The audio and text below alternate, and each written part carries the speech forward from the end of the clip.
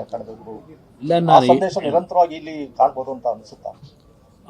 ನಾನು ಅದಕ್ಕೆ 11ನೇ ತಾರೀಕು ನಿಮಗೆ ಸಂಪೂರ್ಣವಾಗಿ ಏನು ಈ ಸ್ಥಳದಿಂದ ಉದ್ದೇಶ ಇಟ್ಟಿದ್ದೇನೆ, ಏನು ಸಂದೇಶಗಳನ್ನು ಪ್ರತಿ ಕುಟುಂಬಗಳಿಗೂ ನಾನು ಕೊಡಬೇಕು ಅಂತಕ್ಕಂಥದ್ದು 11ನೇ ತಾರೀಕಿನಂದು ಪ್ರತಿ ಕುಟುಂಬದ ಇರ್ತಕ್ಕಂಥ ತಂದೆ ತಾಯಿಂದರು ಮಕ್ಕಳು ಯಾವ ರೀತಿಯ ಒಂದು ಬದುಕಿರಬೇಕು ಅನ್ನೋದು. ಈಗ ನಮ್ಮ ಕುಟುಂಬದಲ್ಲೂ ಹಲವಾರು ರೀತಿಯ ಸ್ವಲ್ಪ ಭಿನ್ನಾಭಿಪ್ರಾಯಗಳು ಬರ್ತವೆ. ಬಹುಶಃ ನನಗಿಂತ ಹೆಚ್ಚಾಗಿ ಗೊತ್ತಿದೆ.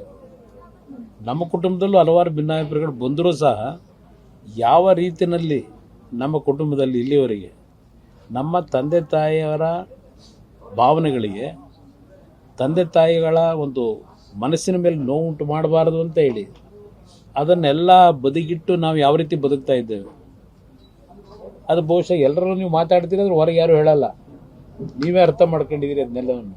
ಆದರೆ ನಮ್ಮಲ್ಲಿ ಏನೇ ಭಿನ್ನಾಭಿಪ್ರಾಯಗಳಿದ್ರು ಅದೆಲ್ಲ ಮರೆತು ಒಂದು ಧ್ವನಿಯಾಗಿ ನಾವೇನು ಬದುಕ್ತಾ ಇದ್ದೇವೆ ನಮ್ಮ ಕುಟುಂಬದಲ್ಲಿ. ಜೇನಿನ ಗೂಡು ನಾವೆಲ್ಲ ಅಂತಕ್ಕಂಥದ್ದು ಒಂದು ಸಿನಿಮಾದ ಹಾಡಿದೆ, ಜೇನಿನ ಗೂಡು ನಾವೆಲ್ಲ ಅಂತ ಹೇಳಿ.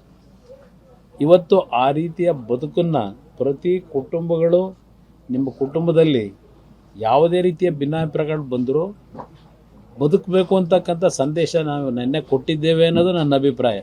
ನಾಡಿನ ಜನತೆಗೆ ನಾನು ಕೊಡ್ತಕ್ಕಂಥ ಸಂದೇಶ. ಇವತ್ತಿನ ಪ್ರತಿದಿನದ ಘಟನೆಗಳನ್ನು ನೋಡಿದ್ರೆ ತಂದೆ ತಾಯಿ ಮಗ ತಂಗಿ ಅಕ್ಕ ಹೆಂಡತಿ ಇದು ಎಲ್ಲದರ ಅರ್ಥಗಳನ್ನು ಇವತ್ತು ನಾವು ಕಳ್ಕೊತಾ ಇದ್ದೇವೆ. ಪ್ರತಿದಿನದ ಪತ್ರಿಕೆಗಳನ್ನು ನೋಡಿದಾಗ ಯಾವ ರೀತಿಯ ಸಾವು ನೋವುಗಳು, ಕುಟುಂಬದಲ್ಲಿ ನಡೀತಕ್ಕಂಥ ಅಹಿತಕರ ಘಟನೆಗಳು.